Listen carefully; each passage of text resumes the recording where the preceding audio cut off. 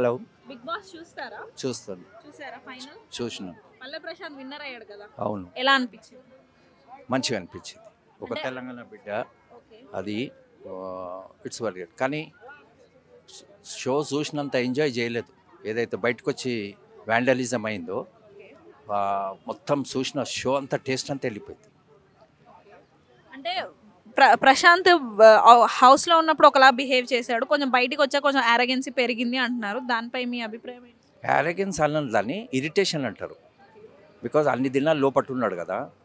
So ఈ never expected this. ఇంత ఆయనకు క్రెడిట్ దొరుకుతుంది, ఇంత పబ్లిసిటీ, ఇంతమంది ఫ్యాన్స్ ఉన్నారని. ఎందుకంటే అతనికి తెలియదు కదా. కానీ అతన్ని జైలు వేసింది చాలా మంచి పని చేసింది తెలంగాణ గవర్నమెంట్. ఎందుకంటే అది ఫ్యూచర్ మెసేజ్ పోతుంది పబ్లిక్. ఇట్లా చేస్తారు. యాక్చువల్ నాగార్జున జైలు వేయాలి. బేసిక్ ఆ గడబడి చేసిందంతా ఆంధ్రోళ్ళు. ఎందుకంటే ఓ తెలంగాణ గెలిచిండని కుళ్ళుతోన. కానీ జైలు వేసింది చాలా మంచి పని. I appreciate that. ఎందుకంటే ఈ బస్సులు డ్యామేజ్, ఆ పిల్లది పాపం కార్ డ్యామేజ్ చేసిండు కదా. అట్లా చేయొద్దు కదా. సివిల్ సొసైటీలో ఉన్నాం మనం. ఫ్యాన్స్ అన్నప్పుడు పాజిటివ్ వేలో ఉండాలి. గేమ్లా చూడకుండా ఇంత రచ్చ చేశారు కదా, దానిపై మీ ఒపీనియన్ ఏంటి? నేను కూడా ఎన్టీ రామారావు స్ట్రాంగ్ ఫ్యాన్ను. నేను దొంగతనంగా నాగేశ్వరరావు సినిమా చూస్తుంటే, భలే తమ్ముడు సినిమా వచ్చినప్పుడు మేము చూస్తుంటే, ఈ నాగేశ్వరరావు అప్పుడు అదృష్టవంతుల సినిమా వచ్చిండే బసంట్ టాకీస్లో. భలే తమ్ముడేమో బసంట్ టాకీస్లో నడుస్తుండే, అదృష్టవంతుడు దీపక్ మేళ నడుస్తుండే. దొంగతనం కానీ మేము ఇట్లా వ్యాండలిజం చేయకుంటే. ఇప్పుడు మొన్న చేసింది ఎవ్వరు కూడా యాక్సెప్ట్ చేయరండి సివిల్ సొసైటీలో. సివిక్ సెన్స్ ఉండాలి. ఈ బస్సులు వాళ్ళ కొట్టుకాల్లో ఎవరివి? అవి మన పైసలే కదా, వాళ్ళే కదా. ఫ్యాన్స్ అన్నప్పుడు ఫ్యాన్ లాగానే ఉండాలి నువ్వు. మరి ఇట్లా పోయి బస్సులు వాళ్ళ కొట్టి వాడిని తిట్టి, యాక్చువల్లీ వాళ్ళంతా తాగొచ్చిండండి వీళ్ళు.